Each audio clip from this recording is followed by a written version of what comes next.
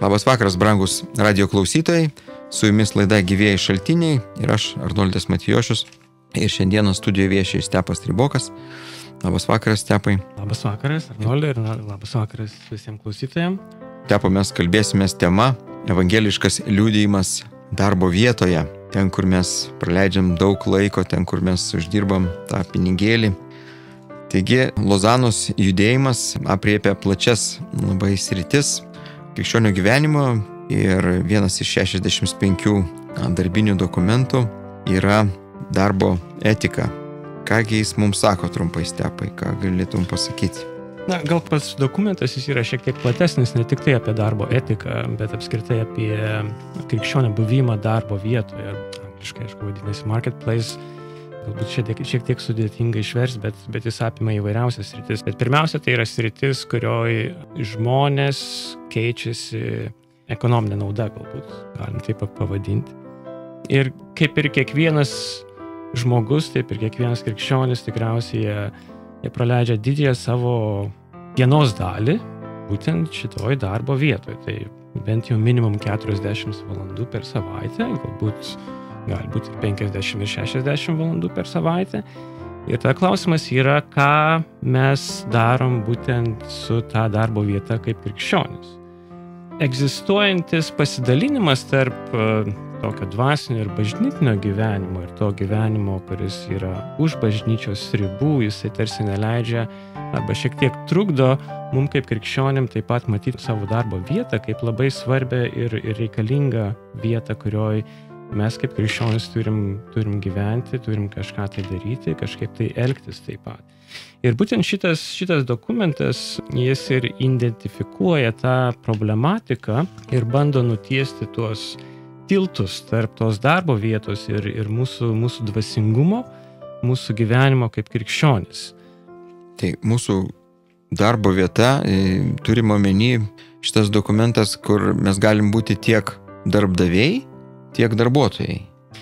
Aš manyčiau, tai gali būti ir darbdaviai, darbuotojai, tai gali būti ir turgaus vieta, tai gali būti ir logistikos įmonė, tai gali būti ir amatų įmonė, kurioje mes kiekvienas iš mūsų dirbam.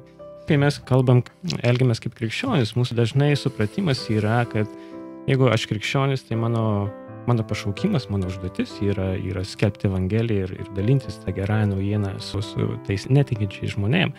Ir tas yra visiškai teisinga, bet taip pat krikščionis turi ir kitą pašaukimą, kuris yra labai aiškus krašte, tai yra tas vadinamas kultūrinis mandatas, kurį Dievas sukurdamas Adomą ir Ievą, jisai sakė jiems, sako, jūs dauginkitės ir rūpinkitės visų tuo pasauliu, kuris yra jums duotas.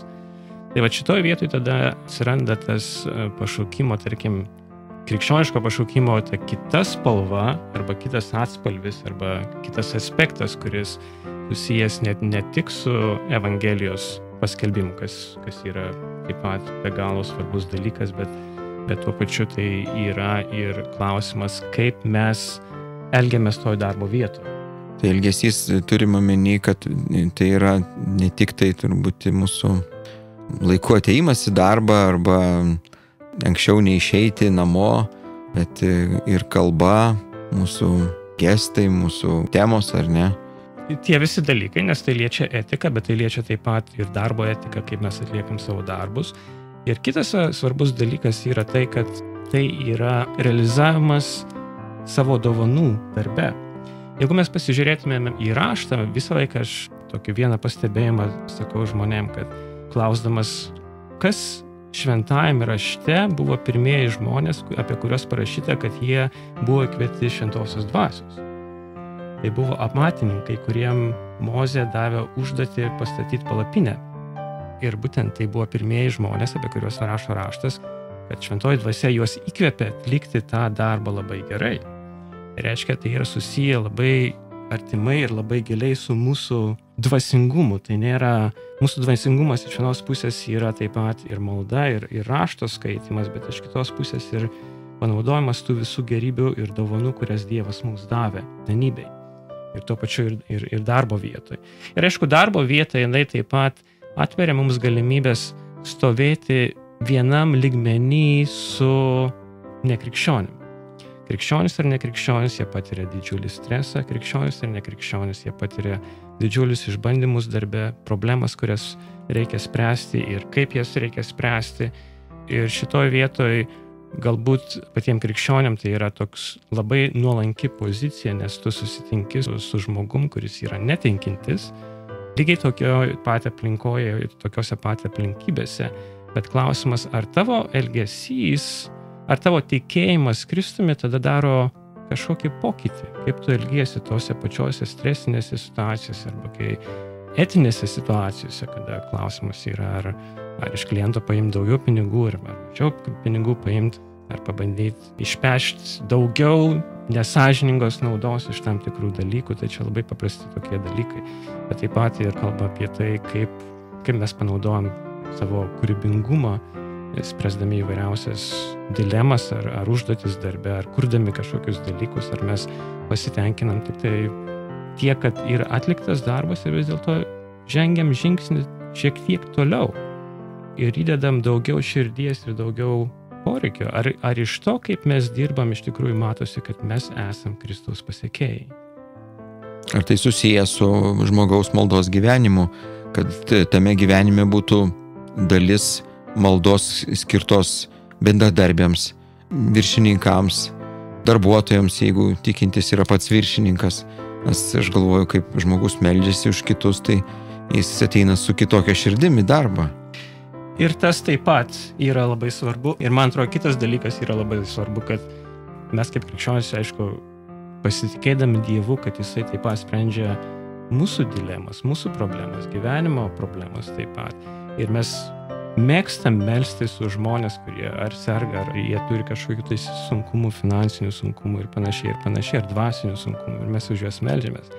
Bet ar mes meldžiamės taip pat, pavyzdžiui, už buhalterį, kuriam reikia paruošti metinę ataskaitą? Nes tai yra lygiai taip pat labai svarbus dvasinis dalykas. Tai yra užduotis duota Dievo tam žmogui pagal jo gebėjimus ir pagal jo dovanas taip pat. Ar mes meldžiamės už inžinierių, kuriam reikalinga suprojektuoti, Vilniaus aplinkelį, dabar stato kaip tik. Teisingai aplinkelį nutiesti. Teisingai aplinkelį nutiesti, taip. Kad neitų per bažnyčios sklypą. Taip, teisingai. Ir kad jisai būtų patvarus ir išlaikytų ilgai ir būtų saugus taip pat žmonėm ir neštų ekonominę naudą miestui pačiam ir pagerintų miesto gyvenimą. Ar mes meldžiamės už IT sistemų administratorių, kuris nepastebėtų puslapių, kur mes landžiojam? Nes tai irgi yra dalis liudijimo, ką mes skaitom internete. Aš kalbu apie tos žmonės, kurie dirba kompiuteriu, vis daugėja tų žmonių. Žmonės dirba ir namuose.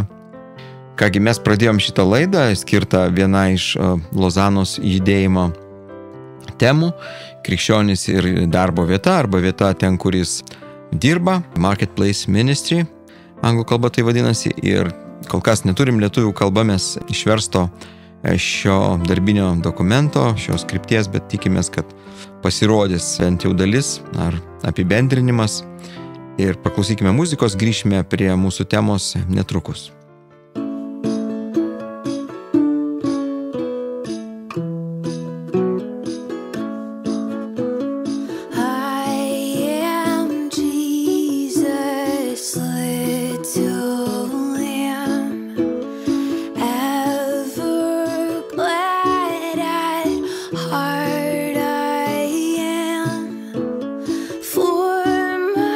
Shepherd gently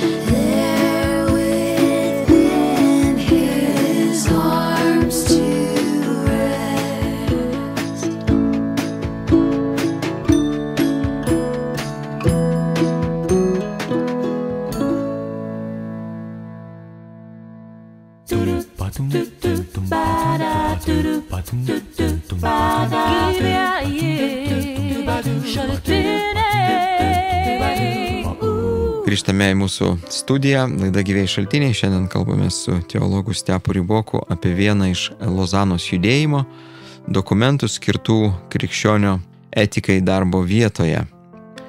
Dokumente, kaip Stepai minėjai, yra ir tam tikrų išvystyta modelių, kaip tikintysis galėtų atsiskleisti, kaip naujas žmogus darbe, tam tikros jo formatai, ar ne? Kaip ten yra? Iš tikrųjų, tai pats kontekstas šiandieninis mūsų, kada mes praleidžiam didžiąją savo gyvenimo dalį ne namuose, kas istoriškai ir tradiciškai visą laiką buvo, kad susiformavę nuo 2-3 amžiaus, kad žmogaus gyvenimas krikščioniškam kontinente, jisai susidėjo iš bažnyčios, šeimos ir nedidelio darbo. Jeigu tai buvo urbanizuota visuomenė, tai kažkokie amatininkų darbai, ten galbūt turgus, galbūt pirkliai ir panašiai. Ir mes atsimenam, kad, pavyzdžiui, Paulius apaštalų darbuose, jisai Atėnuose, kur jisai eina būtent į turgavietę, bendrauti su žmonėm, kalbėtis, klausinėti, nes ten suvažiuoja patys įvairiausi žmonės. Turgavietė arba Areopaga, Areopaga, taip, kur dalintis idėją. Agora, dar vadino graikai, taip. Taip. Bet mūsų šiandieniniam kontekste, labai urbanizuotam kontekste, žmogus namuose praleidžia netokią didelę laiko dalį. Apskritai paros dalį mažą praleidžia namuose. Mažą paros dalį ir šeima, tiek kiek jinai yra be galo svarbi, aišku, bet jinai irgi uždaro žmogų tam tikram kontekste, o bažnyčios gyvenimas, jeigu paskaičiuot ir pagalvot valandom, kiek mes praleidžiam kartu su bendruomenės gyvenime, tai yra labai mažai. Sekmadienį galbūt 3 valandos, vidury savaitės galbūt 2-3 valandos. Bet paradoksas yra tai, kad visas krikščioniškas gyvenimas būtent dažnai yra formuojamas ir sukasi būtent ties tom 5-6 valandom, pamirštam tą didelį kontekstą. Ir nuo to, kiek krikščionis galės integruotis į pasaulį, man atrodo, taip pat priklauso ir tai, kiek bažnyčia galės būti efektyvi mūsų visuomenėje, atnešanti tą evangelinę transformaciją į visuomenę, žmonių gyvenimus taip pat. Ir pats Billy Grahamas, garsus evangelistas ir vienas iš architektų to paties judėjimo Lozanos, jisai sakė, kad mano nuomonė, kad ateities bažnyčios gyvybiškumas būtent priklausys nuo to, ar krikščionis sugebės įsitvirtinti ir atvirai stovėti kaip krikščionis toj darbo vietoj būtent. Ir mūsų tas susiformavęs toks dvilypumas, kur mes gyvenam, tarsi krikščioniškesnį gyvenimą bažnyčiose arba namų rateliuose kažkur, tai yra vykdami kažkokią tai misiją ir pamirždami tuo pačiu tai, kad tai, kaip mes gyvenam, tai, kaip mes mąstom, tai, kaip mes suprantam, pavyzdžiui, ekonomiką ar pinigus ar etiką darbo vietoje, tai irgi yra integrali dalis mūsų krikščioniško gyvenimo. Ir dokumentas šiuo atveju jisai duoda šiek tiek kryptingumo, kaip mes galėtumėm formuoti savo požiūrį ir pasaulėžiūrą būtent toj darbo vietoje, ką reiškia būti krikščioniu toj darbo vietoje. Ir jis identifikuoja tokias 3 didelės sritis, į kurias galbūt reikėtų atkreipti dėmesį. Tai yra, vieną jinai vadina tą mezo, tai yra teologinis išsilavinimas, kuris formuoja mūsų pasaulėžiūrą apskritai. Ne tai, kad mes paimam tiesiog tai, kas egzistuoja sekuliariam pasauliu, kas yra labai puiku, daug dalykų yra puiku, bet reikėtų šiek tiek galbūt kritiškumo naudojantis tais dalykais. Kaip raštas sako, tai yra, sakykime, suformuoti mūsų metanaratyvą. Ta didelė istorija, kurioje mes esam sukurti Dievo, pastatyti pasaulį, išgelbėti Kristaus taip pat ir einantis į naują Jeruzalę. Tai yra mūsų didelis pakvietimas ir tada klausimas yra, ką mūsų darbas, užsiėmimas turi bendro būtent su ta Su ėjimu į Jeruzalę. Taip, su ta didelė istorija, kurioje vietoje mes talpam, to didelė istorija, atlikdami Dievo mums pavestą užduotį ir kiekvienam iš mūsų pavestą užduotį. Mes kaip siūlas tam kilime dideliam. Taip, Teisingai. Ir va čia būtent tas turėjimas to didelio vaizdo tada mums padeda identifikuoti, kur mes esame. Tada kitas lygmuo yra makro lygmuo, tai yra, jisai kalba daugiau apie struktūrinės dilemas, su kuriuo mes susiduriam, tai yra, tarkim, bedarbystė, skurdas didžiulis, globalizacija, kuri vyksta, ten ekonominė krizė, politinės krizės, kuriuose mes gyvenam šiandien. Netrodo, kad jos greitai baigsis, tos krizės, tai bus mūsų realybė, tai yra suprasti tuos dalykus ir kokią viltį Evangelija kalba būtent makro lygmenį. Ir galiausiai tai yra mikro lygmuo, kuriam mes esam susiję tada jau labai konkrečiai savo aplinko, nes mes, aišku, labai globaliai, bet iš kitos pusės mes turim labai praktiškai. Tai yra mano gyvenimas su mano elgesys su bendradarbiais, tarkim, mano sprendimas etinių dilemų darbe. Taip pat visiškai nesenai mano viena pažįstama, jinai buvo labai dideliai konferencijoje, studentų judėjimų konferencija pasaulinė buvo ir buvo pakviesti tą konferenciją taip pat atvažiuoti keli studentai iš Kazachstano. Ir jie pasakojo savo istoriją, ką tai reiškia jiems būti krikščionim, šiuo atveju universitete taip pat, kas irgi yra tam tikra marketplace darbo vieta. Pas juos yra nusistovėjus norma, kad tam, kad gautum diplomą, viską, tau reikia pamokėti šiek tiek, kažkur kišti. Duoti kišti, taip, patepti kažkur. Patepti, ir be to yra faktiškai neįmanoma. Tiek korumpuota visa švietimo sistema. Būtent, yra korumpuota sistema. Ir jie, būdami 4 studentai universitete, kaip šiuolaikiniai dalyviai, jie nusprendė nesitaikyti su ta sistema ir pasirinko melstis ir atsisakyti duoti kyšių.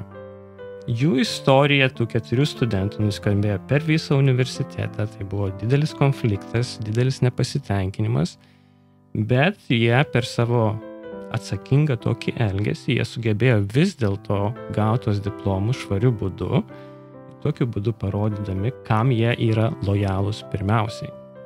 Ir aš manyčiau, tai yra nuostabus, galingas pavyzdys, dažnai taip pat mums galvojant apie visokius iššūkius, su kuriais mes susiduriam taip pat.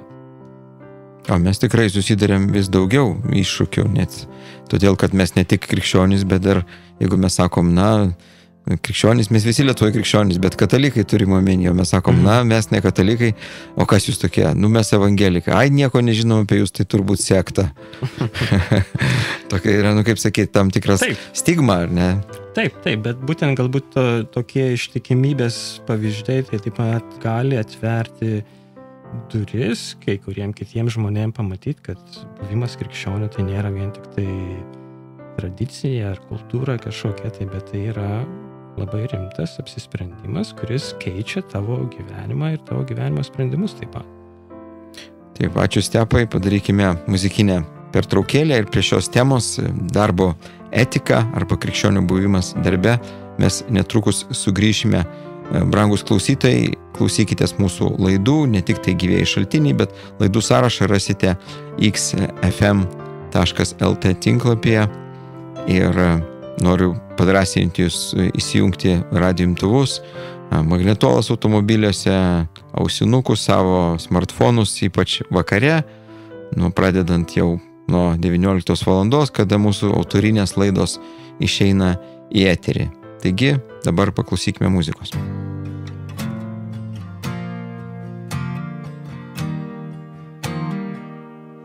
Upon a life I have not lived, upon a death I did not die, another's life, another's death, I stake my whole eternity.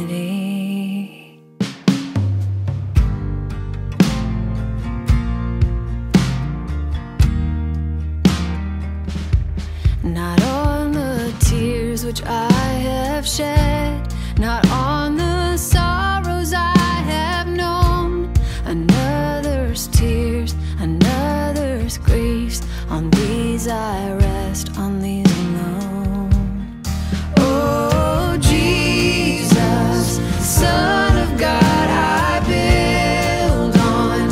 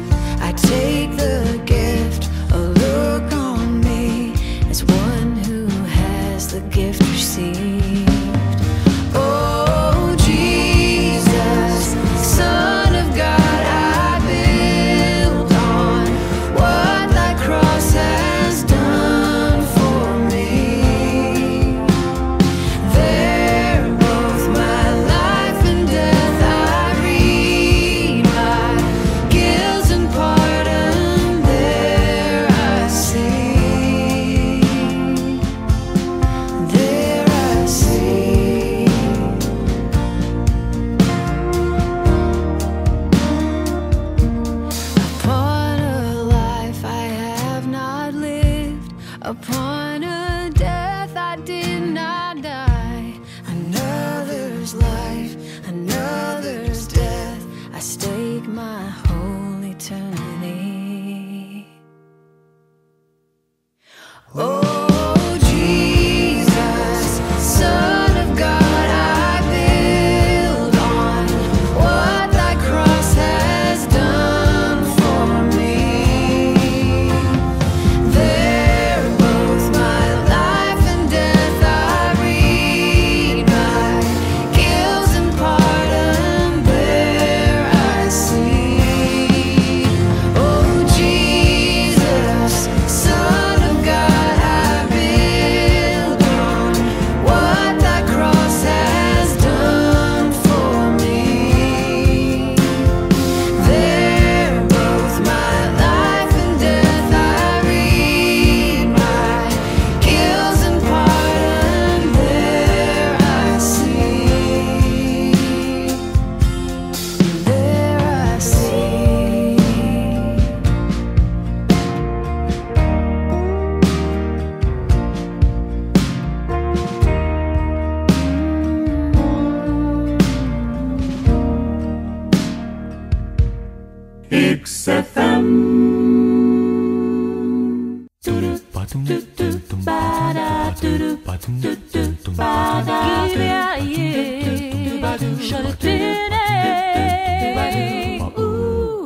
Grįžtame į studiją ir laida Gyvieji šaltiniai. Kalbame su studijos svečiu Stepu Riboko apie krikščionių etiką ten, kur jis praleidžia daug laiko, tai yra darbe. Šiuolaikinės seminarijos skirtos studentams, kurie rengiasi tapti dvasininkais, angliškai kartais vadina clergy arba minister. Bet kągi daryti paprastam evangelikui, kuris neturi galimybių lankyti seminarijoje paskaitų, bendrauti su profesoriais, teologais. Ar yra vis dėlto šansas šiuolaikiniai Lietuvos evangeliniai bažnyčiai išmokyti savo narį bent jau principų tam tikrų, kaip jais galėtų būti geresnių krikščionių darbe? Mes praeitą laidą kalbėjom šiek tiek, kad viena iš Lozanos judėjimo stiprybių ir kodėl pats judėjimas toks pasirodė gyvybingas ir vertingas globaliu mastu buvo tai, kad žmonės, kurie yra susiję su Lozanos judėjimu, jie sugebėjo statyti kažką tai ant kitų padėtų pamatų. Ir šiuo atveju, man atrodo, mes kalbėdami apie Lietuvos kontekstą, mes taip pat turim pasinaudoti tą pačią išmintimi ir statyti ant to, kas yra jau paruošta kitų. Aišku, tam reikalingas šioks toks priėjimas ir kalbų barjero perėjimas ir metodologijos ir panašiai. Bet vienas iš dalykų, kurį mes kaip krikščionys turim prisiminti, yra ta reformatoriška nuostata, kad visuotinės kunigystės nuostata. Tai yra, kad visi mes esame pakviesti į kunigystę ne tiek individualiai, bet kaip grupė žmonių, kaip Dievo tauta.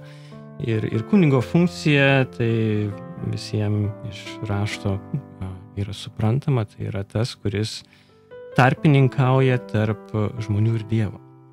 Šiuo atveju patys krikščionys yra tie, kurie užstoja netikinčius pasaulio struktūras, kurios yra puolusios prieš Dievą. Kad Dievas veiktų ir šventoji dvasia atneštų transformaciją į tas įvairiausias sritis. Ir tai reiškia, kad tada, jeigu mes kalbam apie iš tokios perspektyvos apie visuotinę kunigystę, tai reiškia, kad kiekvienas krikščionis turėtų turėti kažkokią tai galbūt galimybę pagal savo sugebėjimus, aišku, augti būtent šitam pažinime, šitam supratime. Seminarijos, jos tradiciškai ir apšvietos laikotarpį jos buvo suformuotos taip, kad jos yra skirtos žmonėm, kurie ruošiasi tai, sakykime, taip vadinamai pilno etato tarnystė. Tai yra misionierius, tai yra galbūt akademikas seminarijos lygmenį kažkur. Tai arba tarnautojas, ministerius. Tarnautojas, pastorius, taip pat kunigas kitose bažnyčiose gali būti. Bet ir tai yra labai teisinga, bet klausimas tada, ką mes darom su tais likusiais 99% kunigų, taip pat, kuriem taip pat reikalingas šioks toks pasiruošimas. Ir šitoj vietoje, jeigu žiūrėti į globalų, tą vakarietišką daugiau kontekstą, tai iniciatyvų yra pačių įvairiausių. Ir tarkim, viena iš tokių labiau žinomų iniciatyvų tai yra Londono šiuolaikinės krikščionybės institutas, įkurtas to paties John Stotto, bet taip pat egzistuoja ir daug kitų iniciatyvų, kurios yra susijusios būtent apie tarnystę toj darbo vietoje. Tai mes galbūt kaip vieną iš tų variantų galim paieškoti ir informacijos, ir resursų, kurie šiuolaikiniam pasaulyje yra gana nesudėtingai prieinami internete, pasižiūrėti, ką žmonės tenais daro, kaip jie formuoja tas visas tarnystės. Kitas dalykas yra, kad mes čia taip pat Lietuvoje, mes galėtumėm pagalvoti apie tai, kaip padėti žmonėms, kurie bent jau, kuriem tas yra labai aktualus dalykas, susiformuotas pasaulėžiūras ir principus arba metodologijas, kaip jie galėtų būti ištikimi arba ištikimesni Kristui toj savo darbo vietoje. Ir kaip turėti tą požiūrį, kuris yra galbūt labiau bibliškas, galim tai vadinti. Ir bažnyčios Lietuvoje įvairios jos turi neformalaus švietimo kažkokias institucijas, kai kurios yra ir galbūt vienas toks labiau struktūruota iniciatyva, tai Evangeliškas Biblijos institutas, kuris taip pat ruošia tarnautojus, bet galbūt, pavyzdžiui, jie galėtų ruošti ir pasiūlyti kažkokius kursus žmonėm, kurie tiesiog domisi ir vasaros metu ar kažkurio kitų metų eigoje savaitėje susirinkti ir bandyti atsakyti klausimą, kaip man būti krikščionių verslininku arba kaip man būti krikščionių teisininku. Ką tai reiškia? Kokie dalykai ir su kokiais principais mes susidurėm, su kokiais iššūkiais susidurėm. Bet tuo pačiu ir pačios bendruomenės savo gyvenime galbūt irgi galėtų šiek tiek labiau tikslingai naudoti savo tą mažų grupelių veiklą, galvojant apie tai, kaip mums gyventi, kaip krikščionim toj darbo vietoje. Tai yra susirinkimas, galbūt jis galėtų pereiti ne tik Biblijos studiją, bet formuojant taip pat tą darbo etiką, darbo etikos klausimais. Ir tai galbūt būtų visai naudinga tada žmonėms geriau susivokti ir susiprasti. Išmokyti krikščionį pasielgti taip, kad jau kas nors sužinotų, kad jis krikščionis darbe. Taip, galbūt tai yra vienas iš dalykų ir galiausiai, sakykime, aš atsimenu 1 Petro laišką, 2 skyrius, kurioje Petras patarė, kad tai sako, jūsų elgesys tarp netikinčių turi būti toks, kad jie aiškiai matytų, kas jūs esate. Pirmas Biblijos puslapis išplėštas ir ant durų užklijuotas lipnia juosta. Tada pamatys. Tai yra vienas iš būdų, tik tai klausimas, ar jisai yra tikrai išmintingas būdas, ar mes galim kažkokį išmintingesnį būdą, kaip tai pristatyti. Taip, Stepai, ačiū už tavo mintis pasidalinimą ir pratęsim į šią temą po trumpos muzikinės pauzės.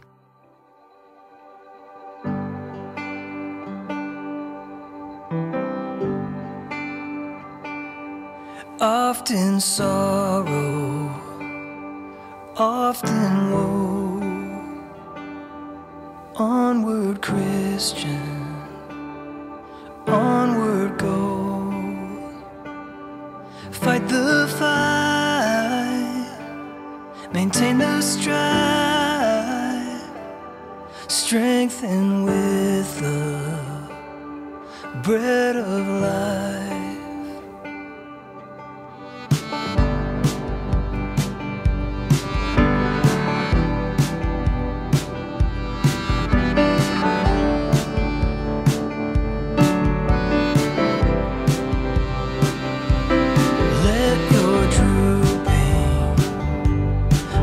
Be glad,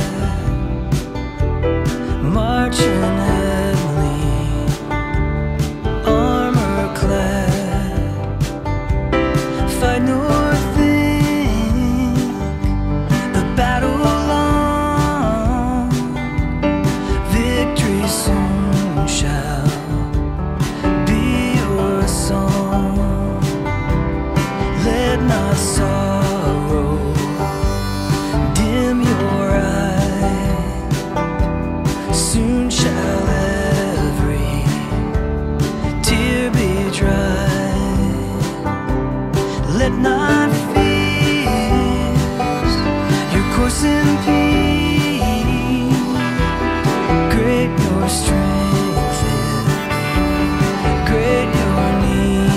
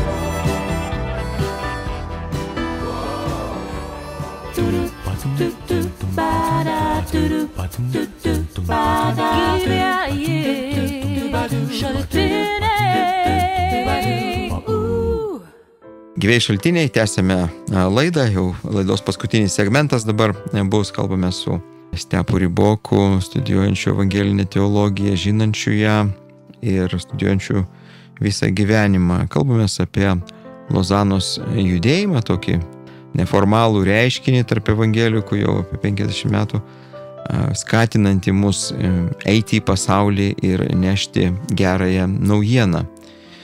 Ir viena iš tų sričių pasaulyje yra darbas, mūsų darbo rinka, darbo vieta. Ir pakalbėkime, kaipgi mes kaip teologai, mėgėjai, neprofesionalai galėtume turėti prieigą prie sulietuvintų minčių apie darbo etiką, juk nėra daug jų Lietuvoje, net internetu paieškoja, paguglinė, kaip sakoma, ką mes rasim, daugiausiai nuorodas į vokiečių, anglų, galbūt rusų kalbą dokumentus. Kaip tą barjerą peržengti mums? Jo, lietuvių kalba resursų jų tikrai nėra daug. Ir galbūt yra pavieniai straipsniai, galbūt viena kita knyga, bet tuo viskas ir užsibaigia. Ir jeigu mes kalbam apie tai, kaip tai padaryti prieinamą lietuvių kalbą ir plačiai arba platesniai visuomeniai, tai krikščioniškai visuomenės daliai, kuriem tai yra aktualu, tai aš manyčiau, vienas iš dalykų tai yra turėti viziją ir strategiją būtent tiem dalykai. Jeigu mes atsakome tą klausimą, kad tai yra būtini ir reikalingi dalykai, kurie formuoja mūsų gyvenimą, kurie padeda mums būti ištikimesniems Kristui, kurie formuoja mūsų dvasingumą. Tai jeigu mes atsakome į tą klausimą teigiamai, tai tada, manyčiau, vienas iš dalykų, kurį mes turėtumėm formuoti, tai yra strategija, kaip mes tai pasiekėm. Ir vienas iš tų pačių dalykų, tai didinti prieinamumą pačių tekstų. Tai, pavyzdžiui, pats šitas dokumentas, jeigu atsirastų kažkokie vertėjai, kurie galėtų paruošti tą dokumentą lietuvių kalba, tai būtų labai didelė paslauga ir nauda ir dovana visai bendruomeniai, man atrodo, nes jis yra balansuotas dokumentas, nors jau senokas 2004 metų, bet jokių būdų nėra praradęs aktualumo. Ir ta darbinė grupė, kuri dirba būtent prie šito aspekto, tai yra tarnystė arba krikščionio gyvenimas darbo vietoje, jinai globaliu mastu ir toliau darbuojasi. Žinau, kad spalio mėnesį ar kažkada tai bus vienas iš globalių susirinkimų, taip pat, į kurį bus atstovai važiuos iš įvairiausių pasaulio šalių.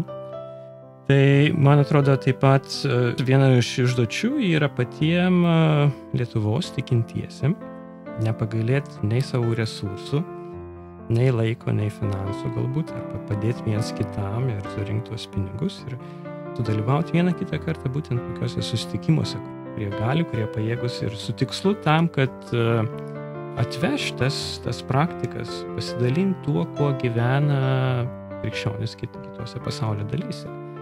Realybė yra tokia, kad mes kaip krikščionis, kurie priklausom tai globaliai šeimai, mes negalim gyventi be šeimos. Ir šeimos turtai, kurie egzistuoja galbūt kitur ir gali mus ir padrasinti ir įkvėpti labiau, jie yra prieinami. Tik tai mums reikėtų taip pat sudalyvauti tenais. Jeigu atsirastų tokių žmonių, kurie nori, aš tikiu, jų yra.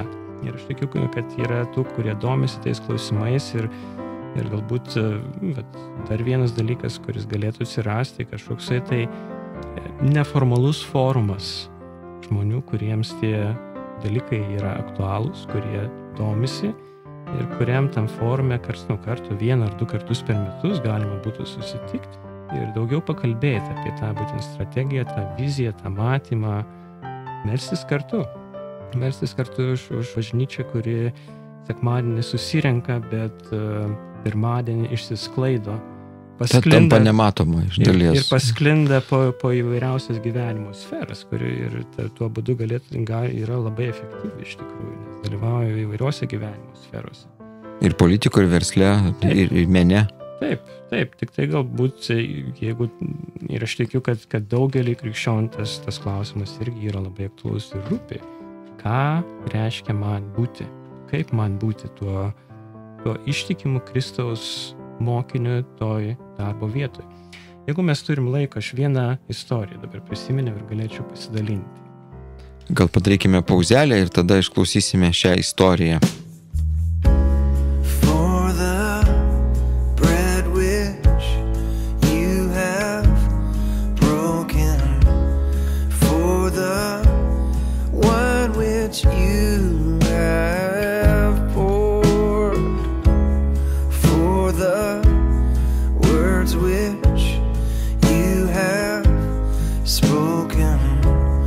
Now we give you thanks, O Lord, by this pledge that you do love us, by your gift of peace restored, by your call to heaven before us. Sanctify our lives, O Lord. Sanctify our lives, O Lord.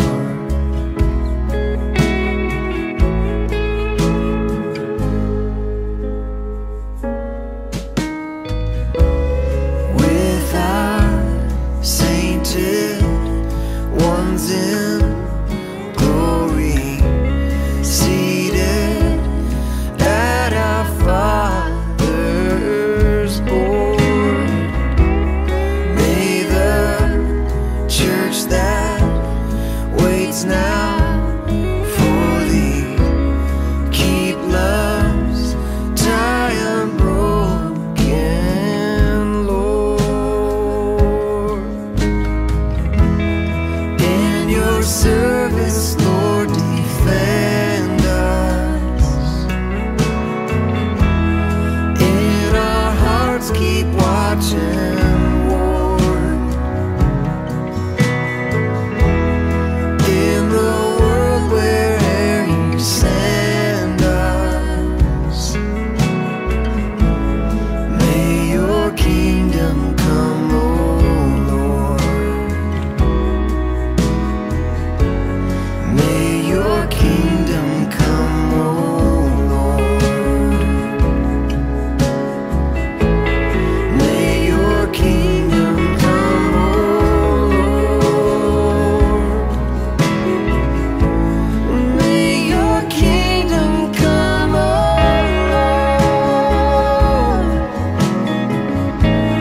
May your kingdom come, O Lord. May your kingdom come, O Lord. May your kingdom come, O Lord. May your kingdom come, O Lord. May your kingdom come, O Lord. May your kingdom come, may it come, may your kingdom come, thy will be done, may your kingdom come, may your kingdom come, thy will be done, may your kingdom come, may your kingdom come, Lord.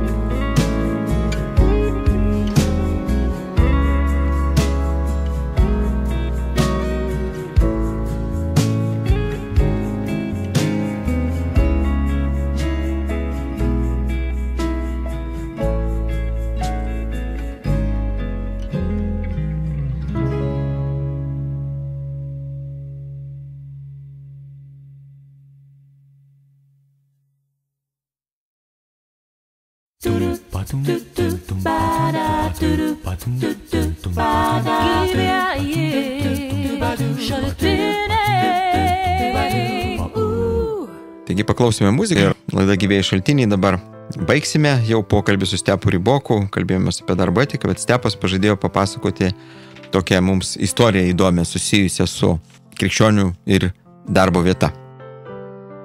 Galbūt ne visai darbo vieta mūsų supratimu, bet būtent ta vieta, kur krikščionis išsibarsto po sekmadienį. Taip, po sekmadienį, kur einame. Mano vienas dėstytojas, kad aš studijavau seminarijoje, taip, aš irgi studijavau seminarijoje. Jisai pasakoja istoriją apie savo šeimą. Kada jisai mokėsi doktorantūroje, Čikagoje gyveno, jisai buvo pastorius nedidelės bažnyčios. Ir jie buvo su žmona nutarė, kad nors yra pasirinkimas vaikus leisti ir į krikščionišką mokyklą, jie apsisprendė labai aiškiai, kad jie neišsiskirs iš minios, neišsiskirs iš visuomenės, bet leis savo vaikus į bendrą mokyklą priklausančią švietimo sistemai. Ir jie žingsnis po žingsnio mokė savo vaikus, kaip atsiliepti tuos visus iššūkius, žiūrint iš krikščioniškos perspektyvos, iš biblinės perspektyvos, formuojant jiem tą krikščionišką pasaulėžiūrą taip pat. Ir kaip jiems sekėsi?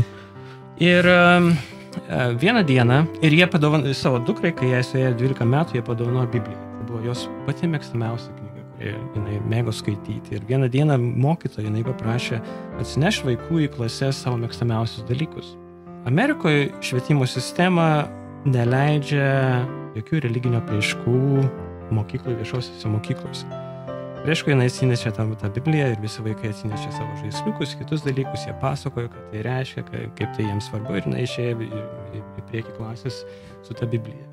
Reiškia, jai mokytoja pasakė, sako, ne, tu negali jos pristatyti čia, nes tai yra prieš įstatymą.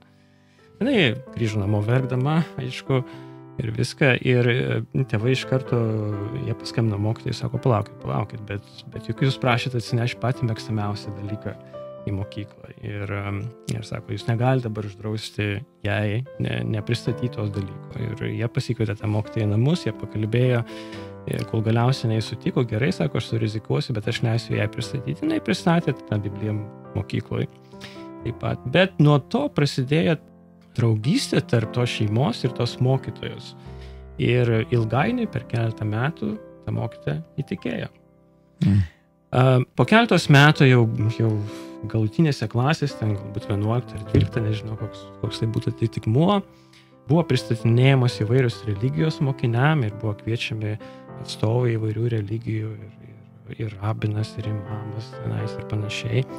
Ir taip pat jie turėjo pristatyti ir krikščionybę. Bet kadangi ta mokytoja, jinai pažinojo tą mano dėstytoją, kuris buvo pastorius ir mokės doktorantūrai, tai rimtas žmogus, akademikas, krikščionis, jinai paprašė jo taip pat pristatyti šiek tiek apie krikščionybę. Jis sako, aš neturėjau žalio supratimo apie ką aš galėčiau pristatyti vaikams. Tuo labiau, kad tuo metu mokėsi doktorantūrai, sako, mano galva buvo prikimšta didžiausių frazių ir sudėtingų frazių. Aš sako, nežinau, ką tam vaikam pasakyti. Taip negi apie predestinacijos subtilumus vaikam. Taip.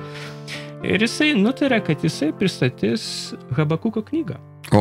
Habakuko, kuriam Habakukas pranašas, jisai niekaip negali suprasti, kaip jisai supranta, kad izraelitai, jo tauta yra nusidėjus, bet jis niekaip negali suprasti, kaip Dievas gali bausti jo tautą pagonių tautom, dar baisesniam tautom. Kol galų gale jisai prieina prie išvados, kad Dieve, tu esi Dievas ir tu darai, ką nori. Aš šlovinsiu tave, nors aš nesuprantu, nors aš nematau nieko gero, jokio džiaugsmo gyvenime, bet tu esi Dievas ir tai yra taškas. Ir jisai maždaug tokiais terminais, ir jisai pristatė tą krikščionio Dievą. Dievas yra Dievas, kurį reikia šlovinti. Vienas jo dukros klasiokas, jisai išgirdęs tą istoriją, jisai pasakė, sako, aš negaliu kitaip, bet aš turiu šlovinti tą Dievą. Ir viskas, ir jisai įtikėjo. Ir jisai vėliau tapo pastorium taip pat. Ir tai yra paprastos istorijos, kaip ta istorija yra labai paprasta istorija, bet istorija apie ištikimybę. Ištikimybę būti Kristaus sekėjų. Ir man atrodo, tai yra vienas iš didžiausių dalykų, iš kurių Dievas iš mūsų laukia, kur mes bebūtumėm. Ir galbūt ta ištikimybė, jinai, aišku, jinai nėra patogi daugeliu atveju su mūsų pasaulį, bet būtent tai yra tai, ko Dievas laukia iš mūsų ir kviečia. Ir tai yra kiekvienam prieinama, tam nereikia labai didelių išsimokslinimų, tam nereikia labai didelio intelekto kai kuriais atžvilgiais. Būti savimi reikia drąsos ir... Būti drąsiam ir būti ištikimam Kristui. Taip. Tai yra galbūt numeris 1, jeigu mes kalbam apie tai, kaip būti krikščionių darbo vietoje. Taip. Turbūt jausti save jo delne, taip sakant. Taip. Ačiū, kad Stepai atėjai, pasidalinai. Ačiū Jums labai. XFM radio vardu linkiu tau sėkmingų studijų Amsterdame ir kitur, kur Dievas tave nuves su šeimai taip pat Dievo palaimos. Ir tikimės, kad XFM radijas didesniu ar mažesniu masteliu jis taps forumo vieta žmonėm diskutuoti, patyrimus, dalintis ar ne. Kaip mums būti autentiškais toj vietoje, kur mes tikrai po sekmadienio pamaldų nueinam ir ten kažką prasmingo nuveikiam. Tai, brangus klausytojai, linkiu Jums gražaus vakaro, klausykitės sekmadienį 15 val.